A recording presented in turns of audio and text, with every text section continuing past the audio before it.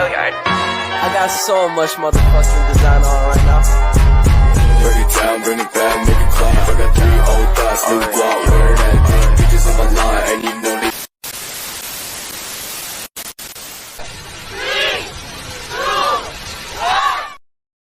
Oke, udah disinggung di awal nih teman-teman. Kalau kali ini kita bakal bahas mengenai lipogenesis. Jadi simak betul-betul ya. Nah, sebelum masuk ke materi, nanti kita bakal bahas apa aja sih? Jadi nanti kita bakal bahas mengenai pengertian lipogenesis, proses lipogenesis, fungsi mitokondria pada lipogenesis, dan yang terakhir adalah sintesis de novo. Gimana? Penasaran kan? Jadi simak videonya sampai akhir ya. Kita kenalan dulu nih sama lipogenesis. Lipogenesis itu merupakan suatu proses desublimasi lemak yang meliputi proses sintesis asam lemak, kemudian diikuti dengan sintesis trigliserida yang terjadi pada hati, di daerah sitoplasma, mitokondria, dan jaringan adiposa.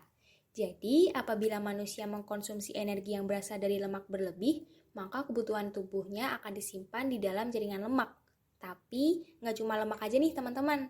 Energi yang berasal dari karbohidrat dan protein juga akan disimpan dalam jaringan lemak loh. Karena udah paham mengenai pengertian lipogenesis, kita lanjut yuk ke proses lipogenesis. Nah, teman-teman udah pada lihat ya, berdasarkan gambar yang tertera di layar, senyawa utama pada lipogenesis adalah asetil-CoA. Nantinya asetil-asetil-CoA ini akan saling bereaksi sehingga membentuk asam lemak bebas. Nah, atom karbon yang berasal dari glukosa dan asam amino yang berlebihan ini akan disintesis menjadi trigliserida.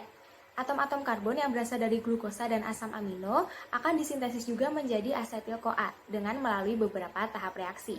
Bagian asetat dari asetil-CoA ini akan membentuk asam-asam lemak jenuh yang berupa asam palmitat, asam stearat, dan asam arakidonat. Lalu asam lemak ini akan melakukan esterifikasi dengan gliserol atau yang diproduksi dalam glikolisis dan menghasilkan aliran darah sebagai very low density lipoprotein atau VLDL yang digunakan untuk menghasilkan energi atau disimpan kembali ke dalam sel lemak. Melalui proses lipogenesis ini, glukosa dapat disimpan ke dalam bentuk trigliserida apabila asupan karbohidratnya berlebih dan cadangan glikogennya sudah cukup. Nah, trigliserida ini merupakan bentuk simpanan lemak di dalam tubuh yang berfungsi sebagai sumber energi. Jadi, ketika tubuh ini membutuhkan energi, maka enzim lipase dalam sel lemak akan memecah trigliserida menjadi asam lemak dan juga gliserol. Dan nantinya akan melepaskannya ke dalam pembuluh darah. Nah, sel-sel yang membutuhkan komponen tersebut akan membakarnya, sehingga komponen tersebut akan menghasilkan energi, karbon dioksida, dan juga air. Lalu sebenarnya apa sih faktor penyebab kadar trigliserida dalam darah ini meningkat? Jadi kadar trigliserida dalam darah ini dapat meningkat apabila kita mengkonsumsi makanan yang mengandung tinggi lemak. Nah, pada proses lipogenesis ada peran dari mitokondria loh. Apa sih fungsi mitokondria pada lipogenesis? Fungsi mitokondria pada lipogenesis antara lain, yang pertama, mitokondria menghimpun senyawa-senyawa berkarbon 2 atau 4 dari berbagai sumber. Yang kedua, sitrat intramitokondria pada konsentrasi tinggi dengan mudah dikeluarkan ke dalam sitosol. Yang ketiga, sitrat merupakan sumber utama asetil-CoA dalam sitosol, yaitu sebagai bahan utama biosintesis asam lemak. Yang keempat, sitrat diperlukan sebagai efektor alosetrik dalam tahap pertamanya untuk biosintesis asam lemak, dan yang terakhir, konsentrasi ATP yang tinggi dapat menggeser pola oksidasi glukosa ke arah produksi NADPH yang diperlukan untuk biosintesis asam lemak. Nah, berikutnya kita akan membahas mengenai sintesis de novo asam lemak atau proses lipogenesis yang terjadi di dalam tubuh.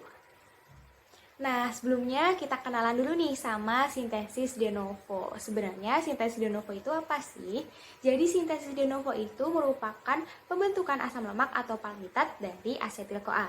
Asetil-CoA ini merupakan hasil dari proses glikolisis dan dari katabolisme asam amino. Sintesis de novo ini utamanya terjadi di dalam hati. Untuk kemudian sebagian besarnya diangkut dan disimpan ke dalam jaringan lemak dalam bentuk trigliserida. yang mana serum trigliserida ini kebanyakan dari makanan. Lalu, bagaimana sih urutan proses sintesis de novo itu?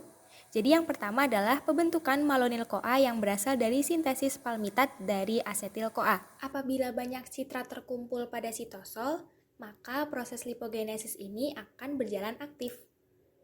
Sil-CoA rantai panjang akan menghambat aktivitas asetil-CoA karbosilase sehingga menyebabkan sil-CoA rantai panjang berada dalam sitosol yang menjadikan proses lipogenesis ini terhambat.